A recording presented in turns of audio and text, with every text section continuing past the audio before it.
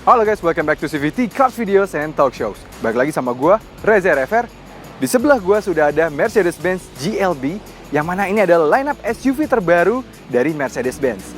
Berada di atas kelas GLA, yang mana kini mengisi sebuah lineup SUV terbaru antara GLA dan juga GLC. GLB ini siap menjadi petarung baru di kelasnya dan siap mengalahkan rival-rivalnya dengan fitur dan juga kelengkapan yang ada. So, kita langsung bahas aja Mercedes-Benz GLB.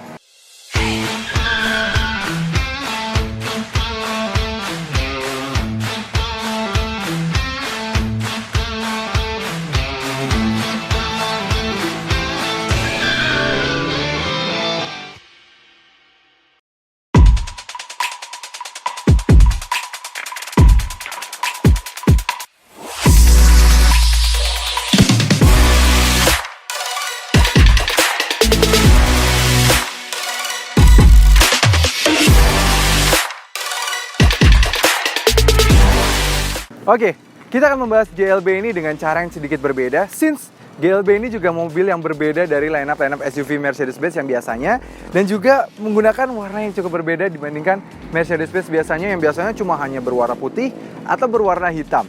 Tapi kini Mercedes-Benz GLB juga menawarkan warna ini, yaitu warna biru yang sangat mentereng ini, sehingga kalian tidak hanya stand out dengan menggunakan logo ini, tapi juga menggunakan warna ini. So, kami kali ini akan mereview dengan cara yang berbeda karena mobil ini juga sudah cukup banyak yang sudah mereview, tapi kali ini kami akan menggunakan pendekatan yang berbeda pada review kali ini. Pendekatan kali ini kami akan membahas tentang 7 poin hal yang membuat GLB ini akan laris di pasaran Indonesia.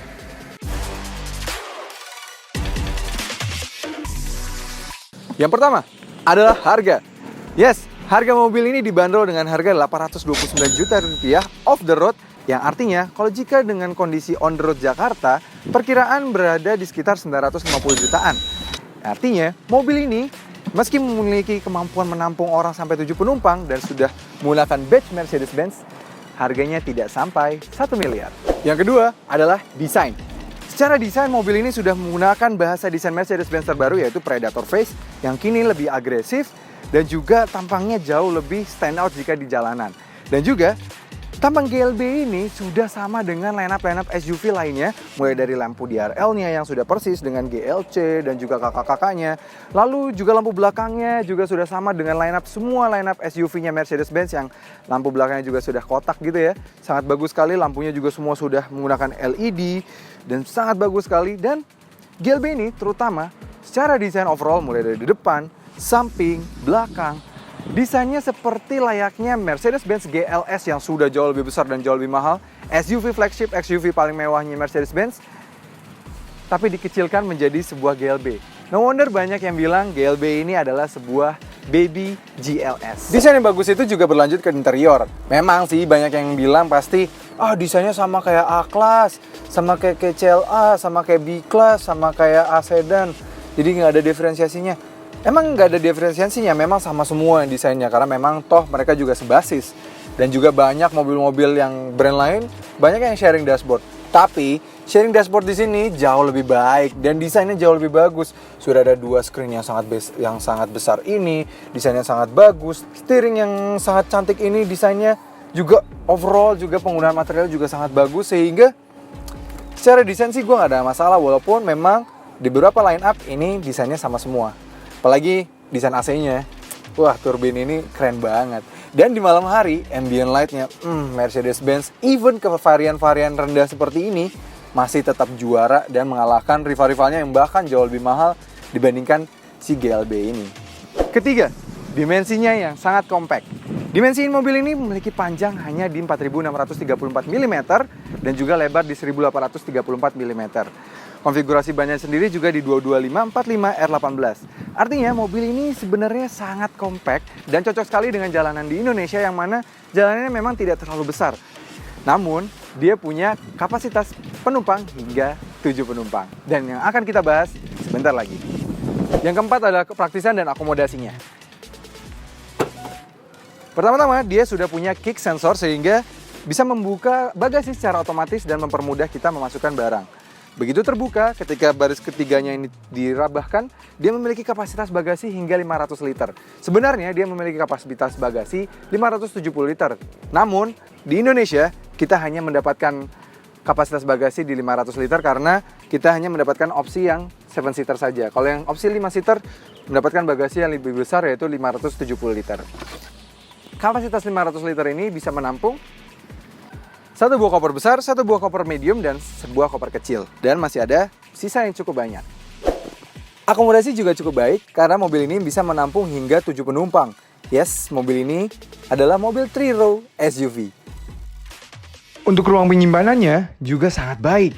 Karena di baris 3 aja ada 2 cup holder. Baris tengah di armrest ada 2 lagi.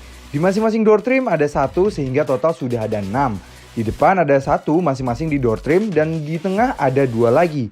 Sehingga total ada 10 cup holder, 6 penyimpanan terbuka dan 5 penyimpanan tertutup. 5. Fitur. Fitur di mobil ini banyak banget. Mulai di depan udah auto headlights dan juga fitur-fiturnya lampunya juga sudah all LED, kick sensor tadi ya seperti kita lihat, dan di dalam sini luar biasa banyak. Dia sudah menggunakan layar entertainment yang cukup besar, 10,25 inci, dan sudah memiliki teknologi MBUX. MBUX ini review luar negeri juga semuanya sudah mengakui bahwa sistem entertainment ini adalah saat ini adalah sistem entertainment terbaik yang mengalahkan rival-rivalnya. iDrive, MMI, kalah semua ya, sama MBUX ini. Dia juga sudah punya Apple CarPlay, Android Auto, dan juga sudah punya bisa pengaturan ambient light, seat kinetic, semuanya ada di sini lengkap banget. Dan dia juga sudah punya voice command seperti kayak gini. Hey Mercedes, how may I help you? Change ambient light to red. Okay, I am changing the color. Dan dia mengganti ambient light ke merah seketika. Begitu pula pada fitur-fitur lainnya seperti pengaturan kursi yang sudah elektrik dengan 3 memory seat. Ini cukup banyak jika dibandingkan dengan rival-rivalnya. Dia sudah ada 3 memory seat, cukup lengkap. Dan ketika kita matikan mobil, dia juga sudah punya easy access sehingga memundurkan sedikit kursi kita. Jadi ketika kita keluar dipermudah. Fitur-fitur lainnya yang juga sudah standar di mobil ini adalah sudah ada Parktronic yang mana mempermudah kita untuk parkir sendiri dan mencari parkir, sehingga kita bisa parkir dengan mudah tanpa harus kita menggerakkan mobil sendiri. Dan ini adalah fitur parking assist yang paling canggih jika dibandingkan dengan brand-brand lain, sehingga kita tinggal pencet aja. Jika dia sudah menemukan parking spot yang tepat, dia bisa parking secara seri maupun paralel dengan mudah.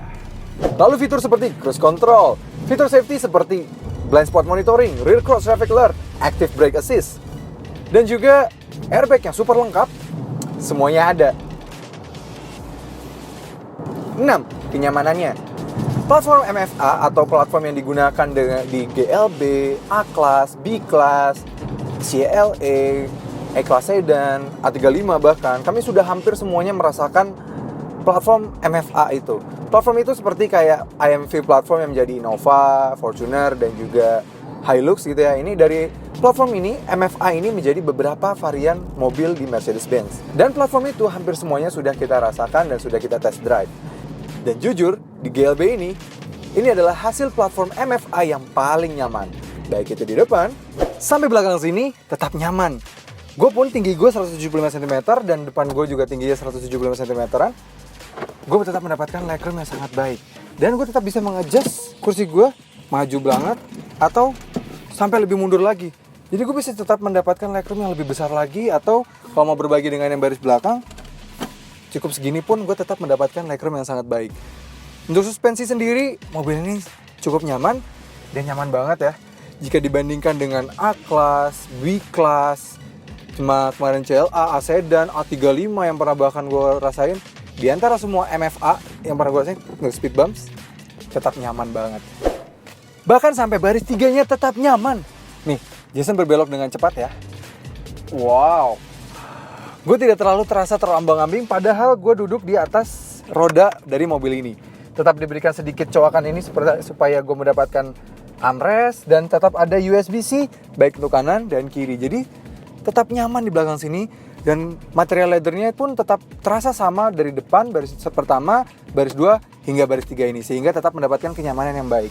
Legroom wise gue 175 cm, gue tetap mendapatkan 4 jari di belakang sini. Ini luar biasa sih. Headroom ya memang sedikit lebih tipis, hanya ada 2 jari, tapi tetap terakomodir dengan sangat baik di belakang sini. Terakhir, mesinnya. Walaupun menggunakan mesin 1300 cc, tapi itu berdampak baik terhadap efisiensinya dan juga performa akselerasinya. Untuk efisiensi sendiri, dalam kota berkat bantuan adanya teknologi yang seperti gue bilang tadi, idling start stop yang sangat canggih, dan juga memang dia sudah berteknologi mild hybrid sedikit, jadi dia bisa membantu untuk regenerative braking, dan juga ketika kita start beberapa kali akan dibantu sedikit dengan baterai listriknya, sehingga membuat mobil ini bisa jauh lebih efisien dan energy loss-nya tidak terlalu banyak. Sehingga dalam kota masih bisa mencatatkan 11,6 km per liter, dan luar kota masih bisa mencatatkan 18,4 km per liter. Itu luar biasa irit. Dan akselerasi mobil ini cukup baik.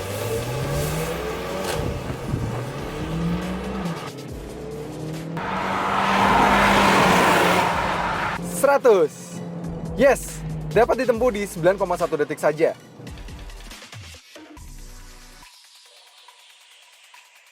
Nah, itu dia 7 hal yang membuat mobil ini sangat bisa menjadi mobil yang sangat laris di Indonesia dan bisa menjadi line up andalan Mercedes-Benz untuk Indonesia karena harganya yang cukup terjangkau dan juga kapasitas bagasinya, kapasitas penumpangnya yang sangat cocok sekali dengan orang Indonesia yang suka sekali gemar berpergian bersama seluruh anggota keluarganya. Tapi di samping 7 hal itu, tetap ada 7 hal kelemahan yang ada di mobil ini.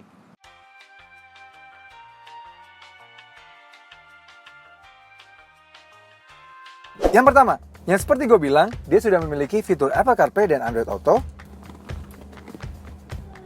Tapi kalian lihat, meskipun dia sudah full spec yang mana dia layarnya sampai sini, tapi Apple CarPlay-nya sama Android Auto-nya, ketika dua-duanya kami tes, dia tidak full layar. Dia hanya di sini saja. Ini nggak bisa di-touch bagian sini.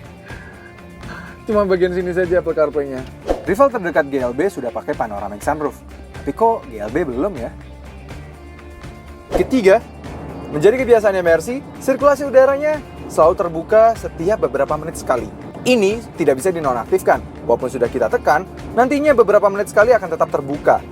Berikutnya kekurangannya lagi adalah, walaupun di belakang sini terasa nyaman secara suspensi, tapi kalau perjalanan jauh, yang menjadi masalah bukanlah pegelnya yang tidak tersupport ini, karena kadang kita bisa tetap naruh kaki kita ke kanan dan kiri sehingga tetap tersupport.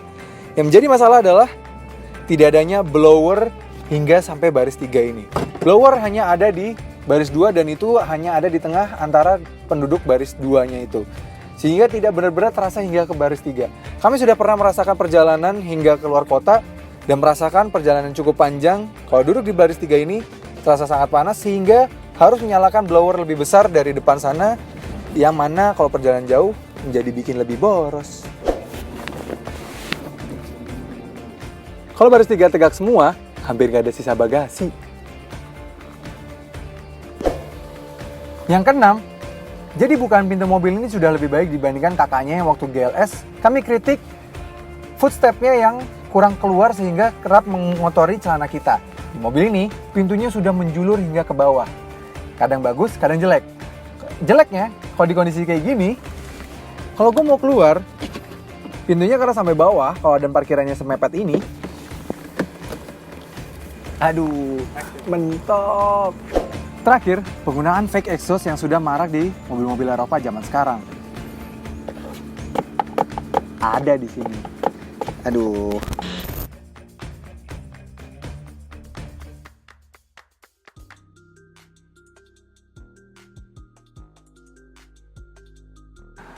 Walaupun ada 7 kelemahan di mobil ini, tapi tetap dapat tertutupi dengan 7 keunggulan yang sudah kami sebutkan sebelumnya.